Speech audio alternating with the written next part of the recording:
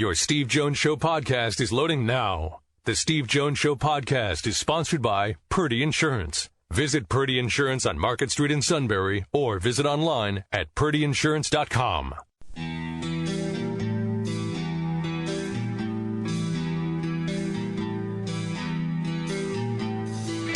Sports talk where your voice counts. This is the Steve Jones Show on Newsradio 1070 WKOK. Now from the Sunbury Motor Studio, here's Steve Jones.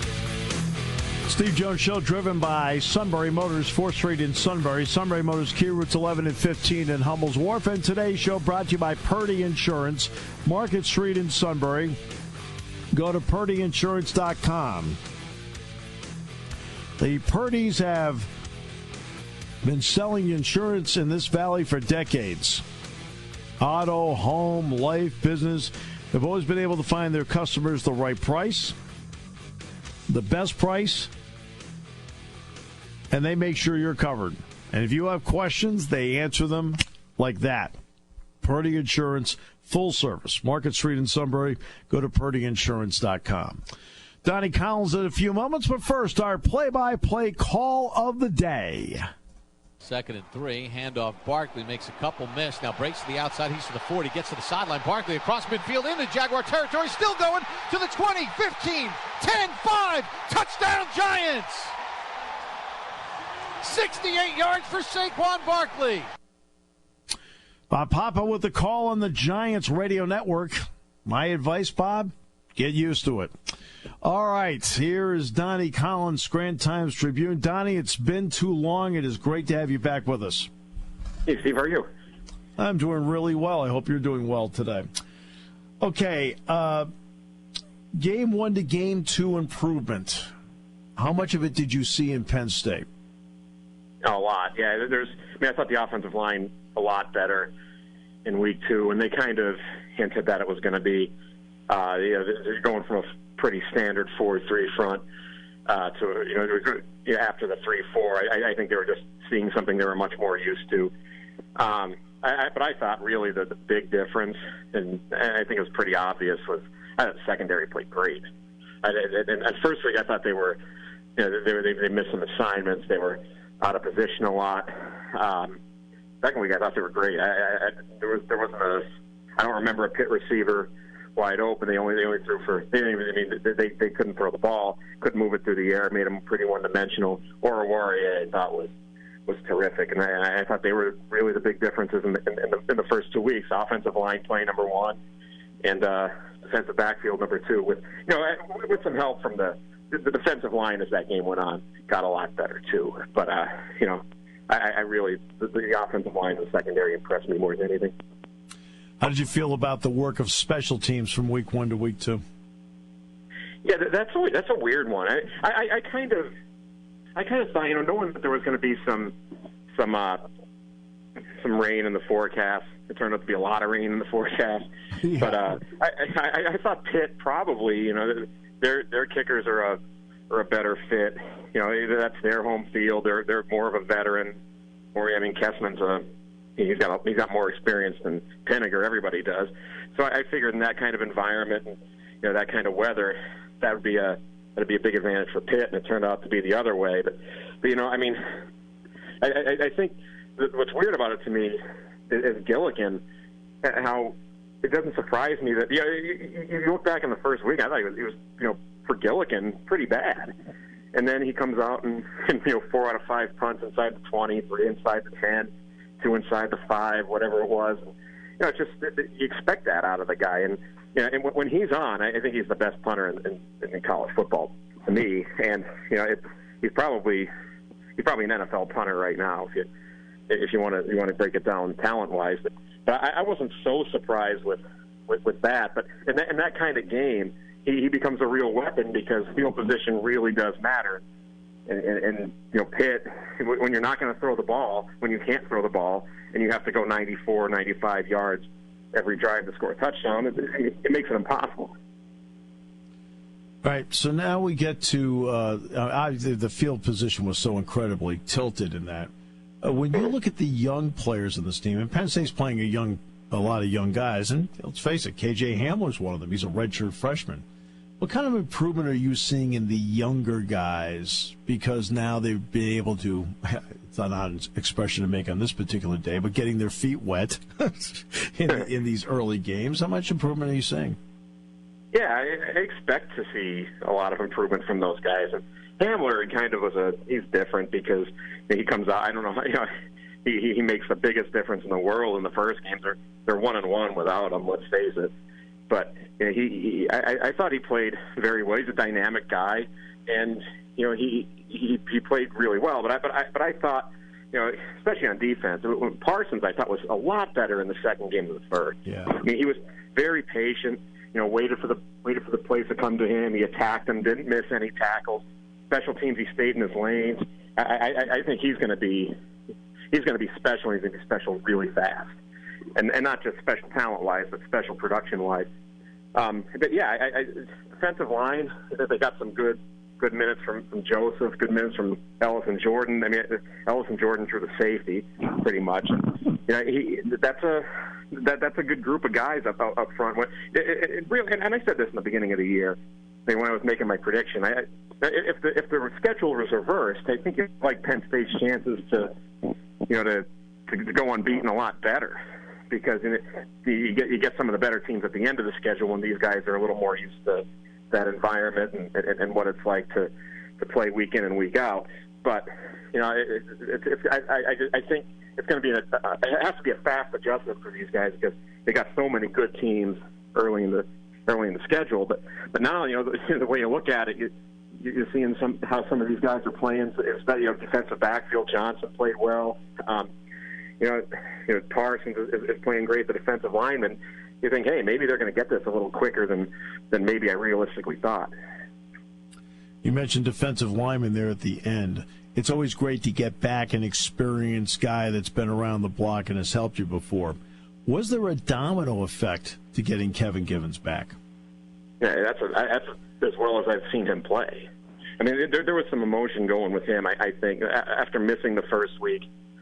Whatever happened there, obviously he wasn't pleased to miss the game, and he came out and played hard. But yeah, it's a big difference when you're adding a legitimate, game-wrecking defensive tackle into the mix, and then everybody kind of after that played better. Hansard played well, I thought.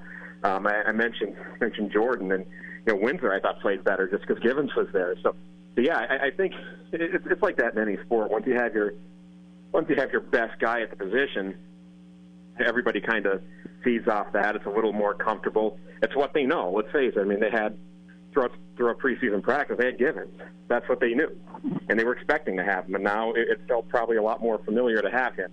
But I thought I can't remember him playing a game where he was that disruptive. I mean, how often do you see a defensive lineman making tackles sideline to sideline and then leading the team in tackles? That was one of the better games I've seen in a while. And no question, I thought he played terrific. What have been your thoughts on watching Sharif Miller through 2 weeks? Because I know Jack Ham's been really impressed by him. Yeah, he's a good player. I thought he was a good player last year too, and it wasn't going to surprise me if he took a nice step forward this year. And he's been disruptive. I thought that the play at the goal line. I mean, McPherson makes on that, what's really the big play in the game. McPherson makes the tackle on Ollison, but it was really Sharif that made the play because they pulled that left tackle, and Sharif just stood him up.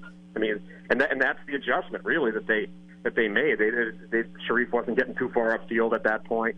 After that point, and he was basically taking that guy out of the play. So someone's coming free to off the edge to tackle the running back or pursue the quarterback or whatever they had to do. And that play really set the tone defensively for the rest of the game. And I thought he really made a smart play on that and listened to his coaching and got better and was able to consistently do it. And I think that's really the key for Sharif. I mean, he's taken coaching well. He was a raw player when they got him, and now he's looking more and more polished every week.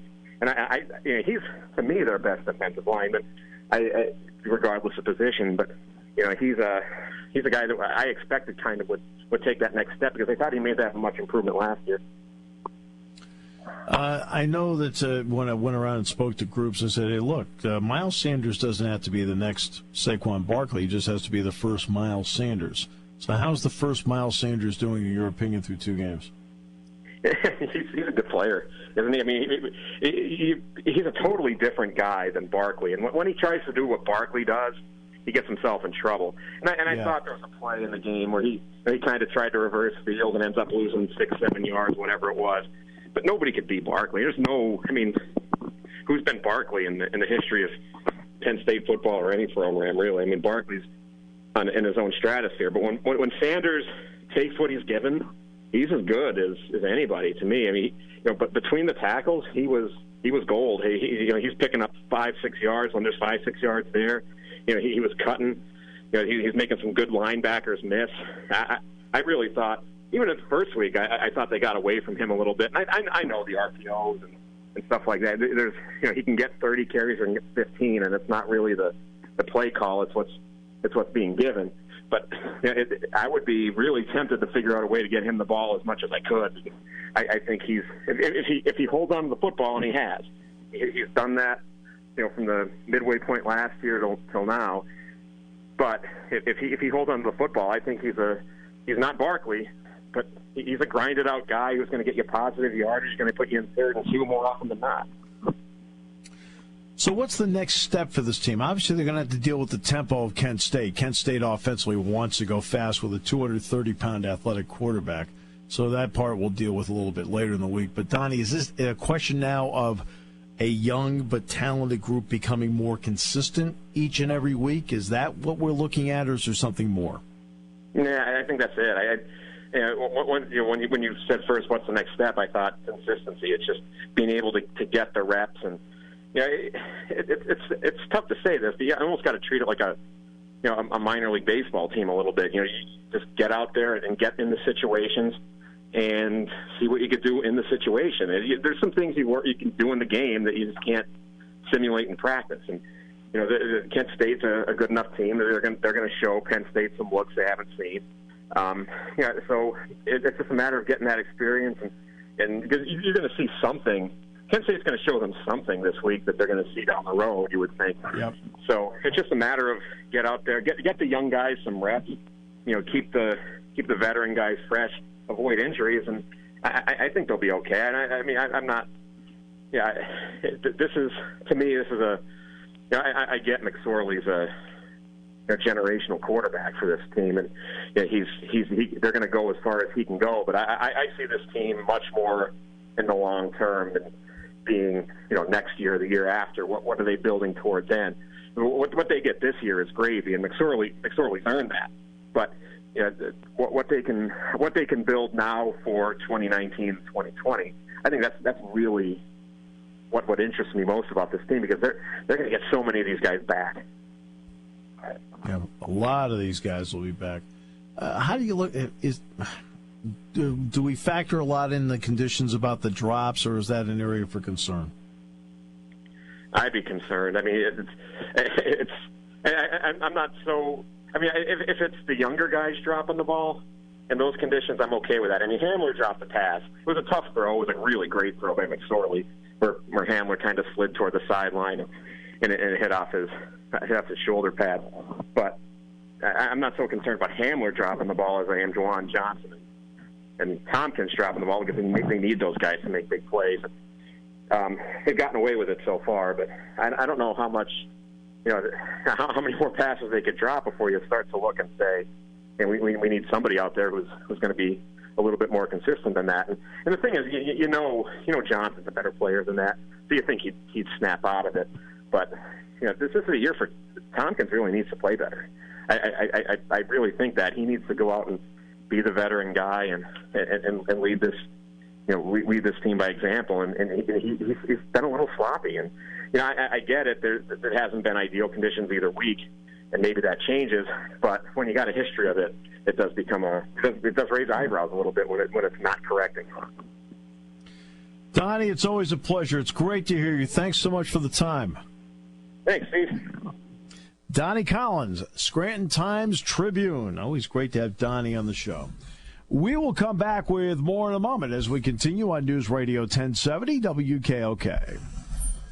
Sunbury Motors Ford knows many of you will be heading to the Bloomsburg Fair, so they need to sell cars now. Sunbury Motors is going to price all new Fords at a level that makes it impossible to say no. You'll be feeling great driving to the fair in a 2018 Ford Escape for only $18,820. Sunbury Motors has to sell 7 new Fords every day from now till the Bloomsburg Fair. Pack up the family in your 2018 Explorer. Explorers start under $30,000 at SMC, and they have 20 to choose from. Every Edge, Focus, Fusion, Fiesta, EcoSport will be discounted for SMC to sell 7 new Fords every day from now till the fair. Sunbury Motors has 70 new F-150s marked down to as low as $25,969 and just announced 0% for 72 months on F-150s. You'll save thousands over the term of your loan. SMC needs 7 sales every day before the Bloomsburg Fair. We'll see you at Sunbury Motors Ford in the North 4th Street Auto Plaza, Sunbury. For nearly 100 years, Purdy Insurance has been your locally owned, family-operated source for insurance products. With a staff of over 20 and partnerships with some of the industry's most trusted companies, Purdy has the experience and resources to get the job done. Whether you need personal, home, and auto, or complex business insurance solutions, Purdy will help you navigate through the process. Call today at 570-286-5855. Or better yet, stop in their Sunbury office to see what Purdy Insurance can do for you.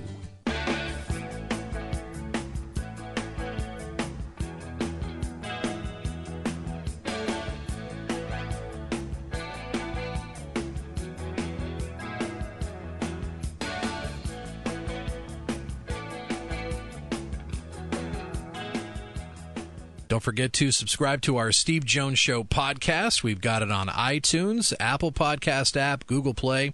Search Steve Jones Show. Great resource for all Penn State football fans as we move through the season. Absolutely. I know I listen to it all the time to find out what my perspective is. Yeah, what am I thinking? Or why? What did Kevin say? Yeah, which one? Right. It's true. The logical one or the one that's circling a moon? All right, Troy is going to join us. Hi, Troy. How are you today? Hi, I wish my name was Troy, but it's Tony. Oh, it's Tony. I was going to say, I did type Tony in the prompter. Right? Tony and Shamokin. There you go, Troy. Oh, my God, my dad's spinning in his grave. That's your twin. That's your long-lost twin. Oh, yeah. Not our family with that name.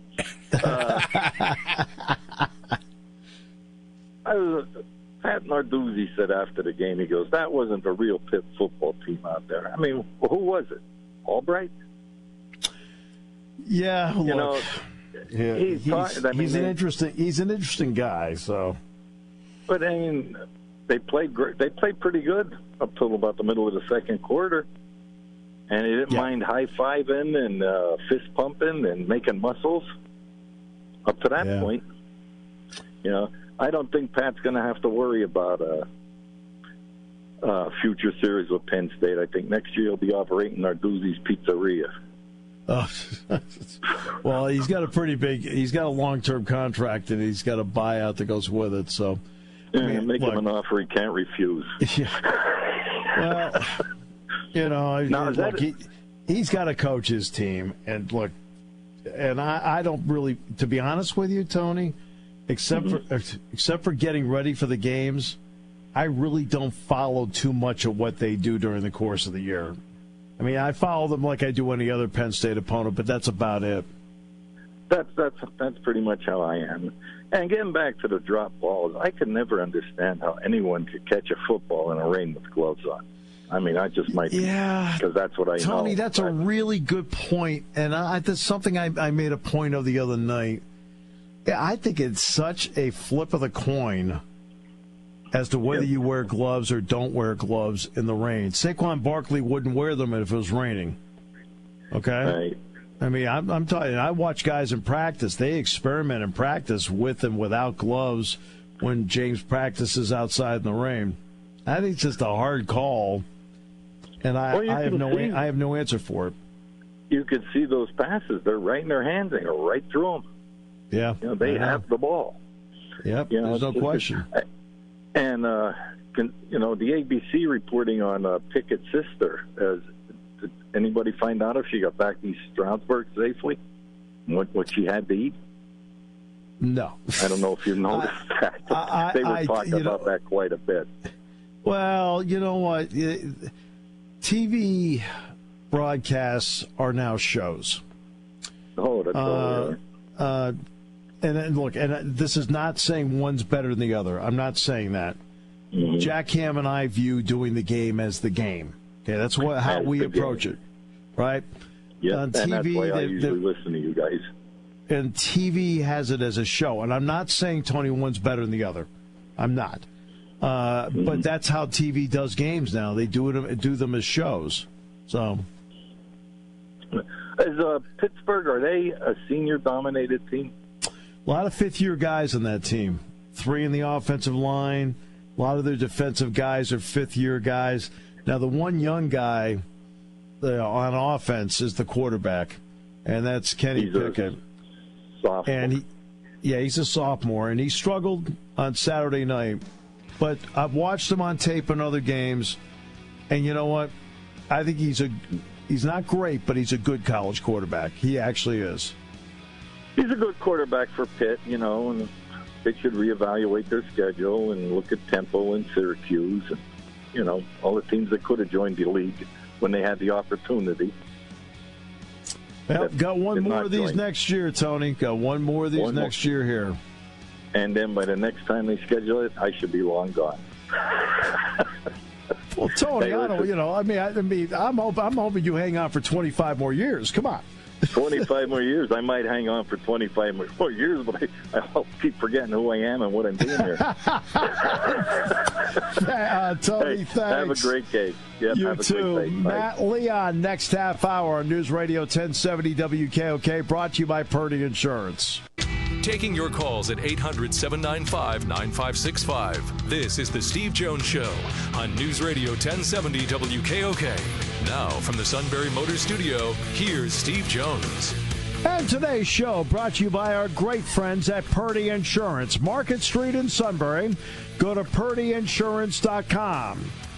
Purdy's have served this valley for decades. The reason?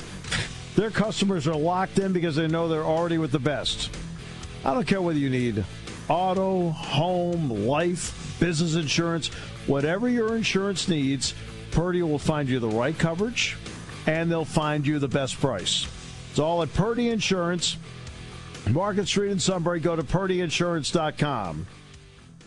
And I'm in the Sunbury Motors studio. Sunbury Motors, 4th Street in Sunbury. Sunbury Motors Kia, routes 11 and 15 in Hummel's Wharf. All right, time now to go to Philadelphia. Matt Leon, by the way, will be the opposite number this week of Doug Birdsong because Matt does Penn football. So Matt and Doug will be getting together. I've already had a long talk with Matt about the suits, so appeasement will be involved. But, I'm just trying to keep the process moving, Sean. Got to prepare, yeah. It's like Matt says, what's the other guy like? Okay. I said, be prepared to ask him a question. I said, and then go get a sandwich. He goes, oh. I said, it's going to be a long answer. Remember 2 weeks ago we asked the suit to preview the opening game? That's right. Right. And remember how we both left and came back? Time to get to the cooler and come back, yeah. It was. No, I made a sandwich. I don't know what you did at the cooler. Yeah. And then I asked a follow-up question. That was a mistake. All right, let's bring in Matt Leon from Philadelphia. Matt, welcome. Great to have you with us. Good to be with you. That scene on Thursday night in Philly was quite a scene. What did you think of the scene and then the game? I'm sorry, what was that again? You broke up with me. I lost you. What was that again? What did you think of the scene and the game on Thursday night? The scene was about what you thought. I mean, this city has relished being a world champion, as you can imagine, all season long. It was interesting because you had the kind of the build-up, and then you had whatever it was, the 45-minute delay because of the weather. And you were kind of worried that maybe some of the juice would go out of the building, but that was not the case, as the fans were ready for this one. And the game was, honestly, it played out about exactly as I thought it would. I thought the Eagles' offense would be inconsistent. It was, because they really were a group that hadn't played together all summer. They were fits and starts. But they made the big plays when they thought they would. I honestly thought Atlanta would find a way to win, because I thought Atlanta would have more of a chip on its shoulder after losing in the playoffs last year. But the Falcons made the same mistakes on Thursday that they made back in January. Struggled in the red zone, some questionable play calling at key spots. And the Eagles, to their credit, made the big plays when they counted. And, of course, one of them was running Philly, which is this year's version of the Philly special. Just emotionally, what did that do for the stadium just to do it? I think it kind of kick-started things. And you look at the numbers, first of all, the place went nuts. But from the team standpoint, you look at the numbers from that point on, that's really kind of what got the offense in sync, was that play. They had really, really struggled to put anything together to that point. But after that, they did a nice job moving the football. I was shocked they called that. I was shocked they did that. I'm amazed that it worked again. But, boy, Doug Peterson just has a feel for these things, and it was a critical play in that victory. So it's only one game. And they won it, and they beat what we think is a quality team. But it wasn't a dominating performance by any stretch of the imagination. It doesn't have to be, because you don't do it by ratings in the NFL. You do it by wins. But how good can they be? They can be really good. I think the defense was close to dominating in that game. I think Julio Jones got his, but they kept him from making a game-changing play. They did a great job in the red zone. Like I said, some of that was some Falcons play that left you scratching your head. But I think the biggest thing with this group is it is a group that now believes it deserves to win every game, and that they will find a way to win every game. And I think when you have confidence like that to go along with talent, that carries you a long way. That can be really good, because they won this game. And I know he's a Super Bowl MVP, but they won it with a backup quarterback. Yep. They won it without two of their four wide receivers, including their best wide receiver in Alshon Jeffrey. They didn't have their best linebacker in Nigel Bradham. Two key players on offense, Jason Peters and Darren Sproles, basically were playing their first games in a year since returning from injury. So you had a lot of moving parts in that game, and to find a way to win it once again against a team that I think is going to be there, come January in the Falcons, I think says a lot that this group didn't have the Super Bowl hangover, and they are ready for another deep run. What does it mean to them to get Jason Peters back?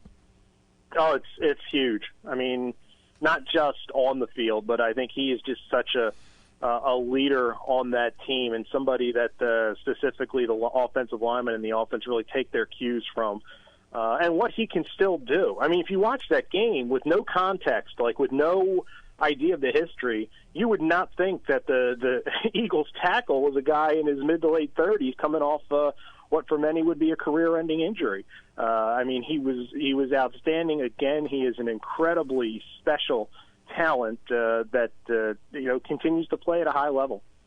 Right, they've got Tampa Bay next, which is coming off a remarkable opening win, where they, to their credit, gave up a ton of points and scored a ton. So, what do you think of that matchup? It's interesting because Ryan Fitzpatrick's NFL career is amazing to me, that he has gotten as many opportunities as he has through the years. He was great. A key in that one, I mean, one of the things that I had found for the last couple of years, or last year specifically, was the Buccaneers didn't utilize Deshaun Jackson as a deep threat. Right. And that was with Jameis Winston at quarterback. All of a sudden here with Ryan Fitzpatrick. Now, granted, it's against the Saints defense that has its issues, but they were bombs away. I mean, these were not, Jackson, I think, finished something like $5.69 and 2 touchdowns. And these were not like bubble screens that he broke. These were over-the-top go patterns, classic Deshaun Jackson just running past people. But all that being said, he also suffered a concussion.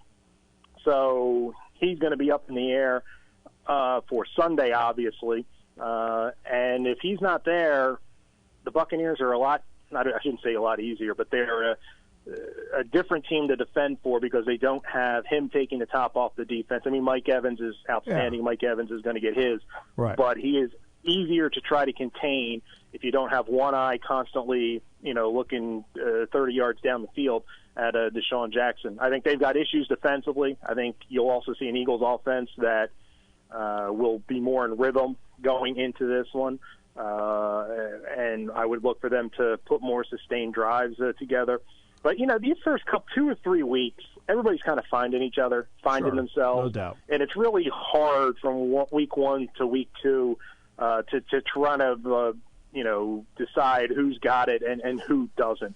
So this will be interesting because I think most people thought the Buccaneers, because of everything that's happened with Winston and everything, were going to be one of the poorer teams in the league.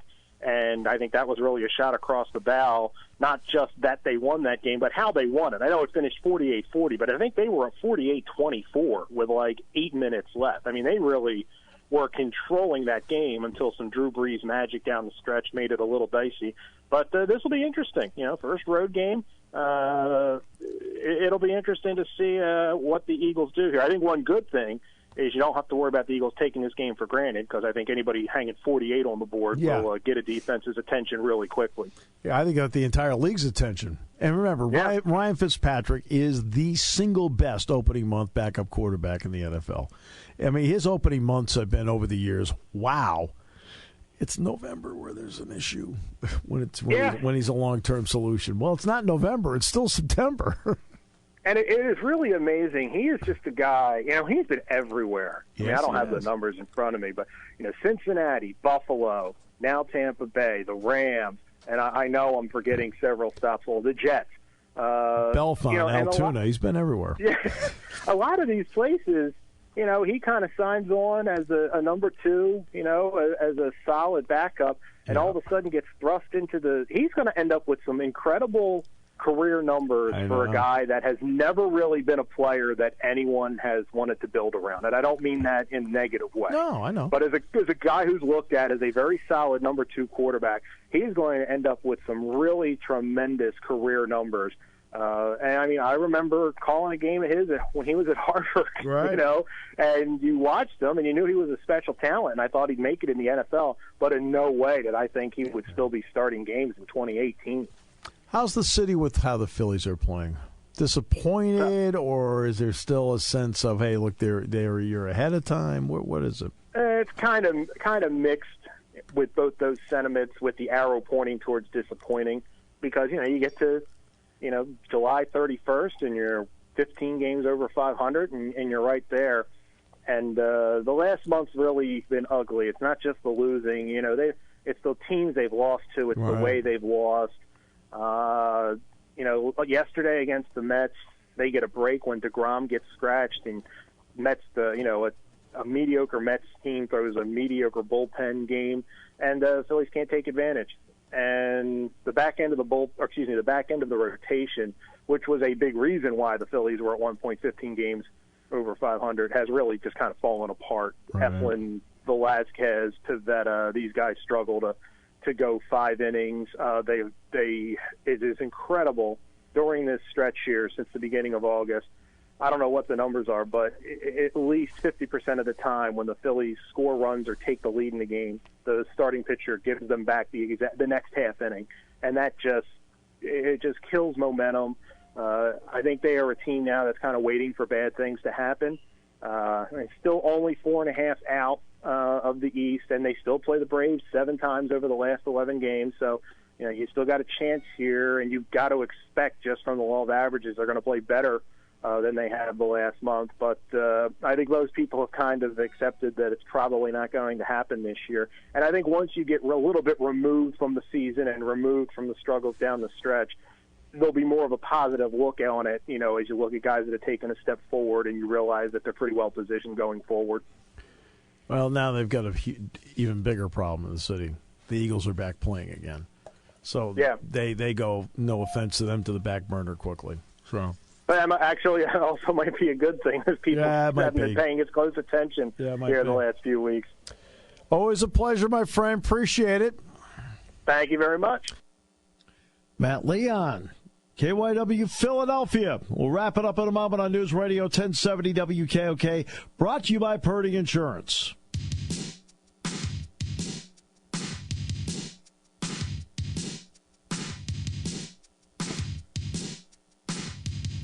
Great to have you with us on the show today. Little Phil Collins, just to make everything a little bit better out there. Just a little Phil Collins. It's all good. Well, the Nittany Lions will take on Kent State. Now, look, it's going to be tempo. They've really got to, again, get themselves tempo. Because if they want to go fast, they call it, they're the Golden Flashes, so they call them Flash Fast is what they call it. The junior college transfer quarterback is good. I mean, good player. He's 230 pounds, but he can run, man. I mean, he can run. And so that's what they'll have to do. They'll have to keep tempo. Now, let's get to the part that can be a real plus based on how it plays out. And that is, hey, look, you get some 3-and-outs against a team like that, and guess what happens? Hardly any time goes off the clock, and you're rolling all over the place offensively. And that makes a big difference. It makes a huge difference. So that's where you look at it and say, okay, but control that tempo, you control the game. Plus your offense can control it too. And you don't have to go slow offensively to counter their tempo. I mean, Penn State's not one of those teams that has to do this because Penn State does have more talent across the board. It doesn't mean Kent State's devoid of talent. They aren't. They've got guys that can play. Rankin's a good running back. I like the quarterback a lot.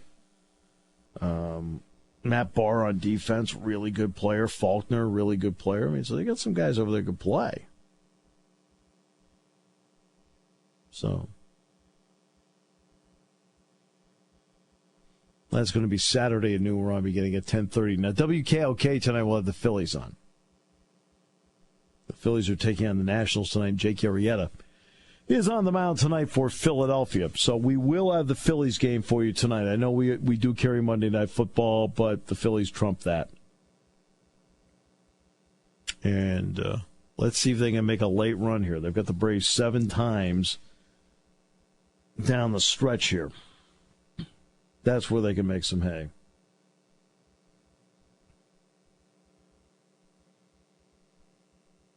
Yeah, Rhys Hoskins, he's been on a tear, homered for the third consecutive game in that loss yesterday, the Mets. And Arrieta last outing was 11 strikeouts, 7 1/3 innings against the Marlins. Yeah, but you know what? You can't be losing the Mets in the stretch drive. You can't be doing that. Or the Marlins, yep. Or the Marlins. I saw the Marlins the other night against the Pirates. And I went to the game, and I looked down at the dugout, and because we were right behind the dugout, and I said to the people that were in the group, I said, that is the Marlins' best player right there. They said, oh, really? Who is that? I said, Don Mattingly. I said, but he's the manager. I said, exactly. Doesn't play anymore, but he's their best player. A couple of years ago, it would have been Andrew McCutcheon out there and Giancarlo Stanton. Instead, we got a lot of guys on Friday night where you felt like Harry Doyle was there played by Bob Uecker. I don't know where he's from, but I'm sure where he was, he did a heck of a job. What? A lot of guys like that. But it's good to see Paul Alexander, by the way. And it was good actually to see Frank Coonley. Frank Coonley, the president of the Pirates, had a long talk with Frank on Friday night. And it was good to catch up with him. Frank's a Penn State guy. And Michael Motti. Michael Motti, I saw him last night. Mike has not been here since leaving campus for the pros. He's not come back. Mike's going to be here for a couple days. I talked to Mike about doing the show, and he said, yeah, he'd love to. He says, I don't do many shows. He says, but I'll do yours. I said, good. That's great. Yeah. Then he asked the fateful question. You know what question that was? Ooh. That suit guy isn't still there, is he? No. I said, well, he's selling digital media. And he looked at me and he said, what's that? Well, he is an old school kind of guy.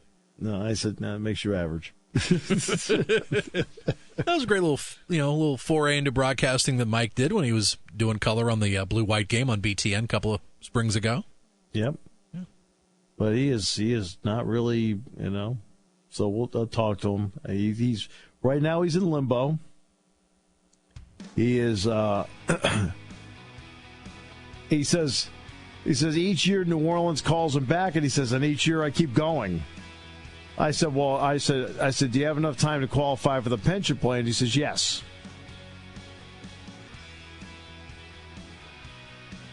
I said, do you want to get into coach? He goes, no.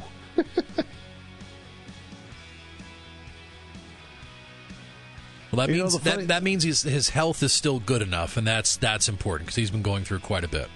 Yeah, no, and I thought when I talked to Mike last night, because he was at practice, Mike seemed good. He seemed good.